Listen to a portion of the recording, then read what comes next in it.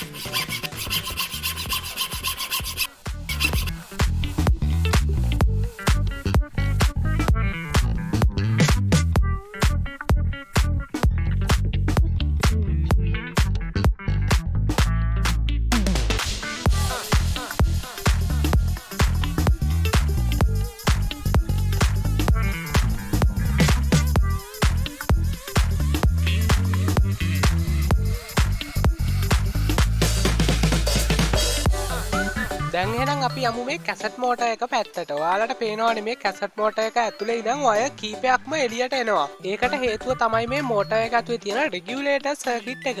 ඉතින් අපි මේ වයර් වලින් මෝටරේ ක්‍රියාත්මක වෙන්න අවශ්‍ය වෙන වයර් දෙකට විදුලිය සැපෙව්වත් විදුලිය යන්නේ රෙගියුලේටර් සර්කිට් එක හරහා මෝටරේ ෆුල් ස්පීඩ් එකම අපිට ගන්න පුළුවන් වෙන්නේ නැහැ. ඒකට විසඳුමක් වශයෙන් අපි දැන් කරගන්න හදන්නේ මෝටරේ බෑක් ප්ලේට් එක ගලවලා රෙගියුලේටර් සර්කිට් එක හරහා විදුලිය යන්නේ නැතුව මෝටරේ බ්‍රෂ් දෙකටම විදුලිය සපයන්න කරගන්න පුළුවන් විදිහට වයර් දෙකක් සෝල්ඩර් කරගන්න.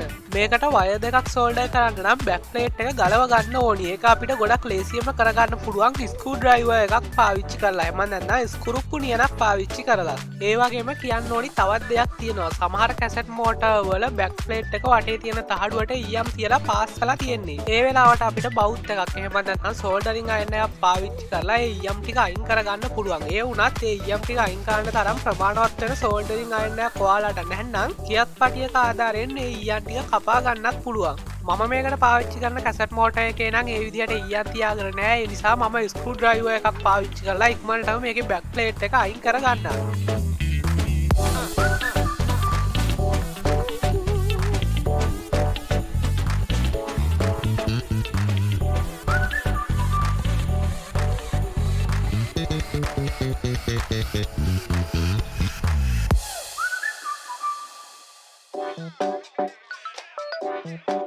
දැන් අපිට සර්කිට් බෝඩ් එක බලා ගන්න පුළුවන්. ඔයාලට පේනවානේ මෙතන සෝල්ඩර් කරපු කොම්පොනන්ට්ස් වල පින්ස් ගොඩක් තියෙනවා. ඉතින් ඊළඟට අපි දැනගන්න ඕනි මේ පින්ස් වලින් හරියටම බ්‍රෂ් වලට අදාළ පින්ස් දෙක මොනවද කියලා. ඇත්තෙන්ම කියනවා නම් ඒක දැනගන්න ගොඩක්ම ලේසියි. ඒකට ක්‍රම දෙකක් තියෙනවා. එක ක්‍රමයක් තමයි මේ සෝල්ඩර් කරලා තියෙන කොම්පොනන්ට්ස් වල පින්ස් වලින් වැඩිපුරම EM පාවිච්චි කරලා සෝල්ඩර් කරලා තියෙන්නේ බ්‍රෂ් දෙකට අදාළ පින්ස් දෙක.